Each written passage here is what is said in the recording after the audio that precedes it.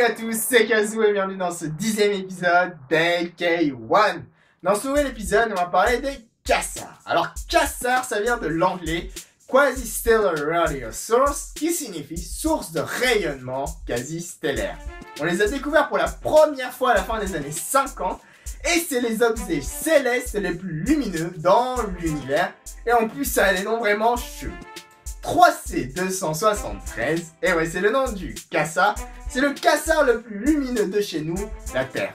Et ouais, c'est 4 milliards de fois plus lumineux que le Soleil, mais aussi 100 millions de fois plus massif que lui. En gros, heureusement qu'il n'est pas à côté, sinon on aurait tous des petits yeux.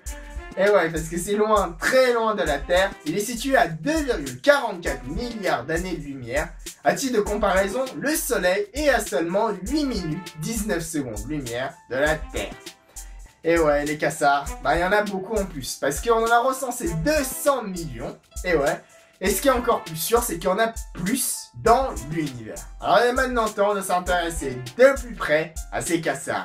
Parce que là sur la photo, on voit un quasar de loin, c'est un petit point blanc dans le ciel, c'est pas très impressionnant. Par contre, quand on va zoomer, vous allez voir à quel point les quasars, c'est ouf. Donc voilà. Alors les quasars, là vous voyez mieux, c'est en 3 parties. En son centre, il y a un trou noir. Un trou noir super massif. Alors, pour faire simple, un trou noir, c'est un objet céleste de forme ronde, comme le Soleil ou la Terre, qui est tellement compacte qu'elle ne va laisser s'échapper aucune matière ni rayonnement. Alors, on va qualifier un trou noir de supermassif quand sa masse va être supérieure à 1 million de fois celle du Soleil. Et la matière qui va graviter, qui va être aspirée par ce trou noir, va former ce disque, et c'est ce processus qui va générer toute cette lumière, mais aussi les jets de gaz que vous pouvez voir à la verticale. Alors ce qui est ouf avec les quasars, c'est que par exemple cette photo, ça ne représente pas un instant T, c'est un processus, et du coup c'est en continu comme ça, et ça va engloutir des quantités phénoménales, astronomiques de matière. Par exemple, les gros quasars vont aspirer en fait l'équivalent de 600 planètes Terre à la minute. Des vrais gloutons quoi. Et je pense que les quasars, ça doit vous rappeler quelque chose. Un amas de matière qui gravite autour d'un noyau. Et ouais, les galaxies. Parce que les quasars, en fait, on dit que c'est les noyaux des galaxies. Par contre, comme tout, ça a des dates de péremption, ça a une fin. Et du coup, quand il n'y a plus de matière, il n'y a plus de lumière. Et les quasars, c'est la même règle. Du coup, on dit que dans la Voie lactée, dans notre galaxie, il y avait un quasar il y a très longtemps. Et que la matière et la poussière, s'estompant et se réduisant autour de ce trou noir supermassif, le quasar s'est éteint et donc il est inactif aujourd'hui. En tout cas, il y a un point commun à tous ces quasars, c'est qu'ils sont très loin. Et ouais, 3C273, il était situé à 2,44 milliards d'années-lumière. Du coup, ce qu'on voit de ce quasar, cet endroit de l'univers, ça date d'il y a 2,44 milliards d'années. On n'est pas sûr qu'aujourd'hui, il y a un quasar à cet endroit de l'univers. Et du coup, si on se place dans ce point de l'univers et on regarde vers la Terre, ils ne verront pas des hommes et des femmes aller sur YouTube. Mais ils verront la Terre il y a 2,44 milliards d'années. Et si on va plus loin, peut-être qu'ils verront un quasar au final.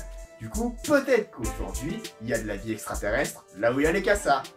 Bref, il est maintenant temps de revenir au titre. Un quasar peut-on cacher un autre? Parce qu'on a découvert cette année en 2015 un système à 4 quasars. C'est la première fois. On avait découvert des systèmes à 2, 3, mais 4, c'est la première fois. Mais il y a encore plus ouf. On n'est pas sûr, mais il se pourrait qu'il y ait un amas, non pas de 4, 5, 10, mais 73 quasars. Et ça ferait de ce système le système le plus massif de l'univers, facilement parce que ça ferait 4 milliards d'années-lumière de large. À titre de comparaison, notre galaxie, la Voie lactée, fait seulement 100 000 années-lumière. Alors, vous vous rendez compte à quel point on est petit sur notre planète Terre à l'échelle de l'univers. Alors on se retrouve la semaine prochaine pour un nouvel épisode, parce que cet épisode est terminé, sur Nikola Tesla. Alors Nikola Tesla, c'est un grand inventeur. Et ouais, on peut le comparer un peu à Tony Stark, parce qu'il a fait vraiment beaucoup de choses. On va faire le point sur ses grandes inventions, la bobine Tesla, l'arme Tesla, mais aussi l'énergie libre. Alors pour ne rien rater à ces prochains épisodes, n'oubliez pas de vous abonner, suivez-nous sur Facebook, Twitter, Instagram. N'oubliez pas de partager l'épisode si vous l'avez aimé. Et enfin, n'oubliez pas que l'arme la plus dangereuse au monde est le savoir. Allez, peace les amis.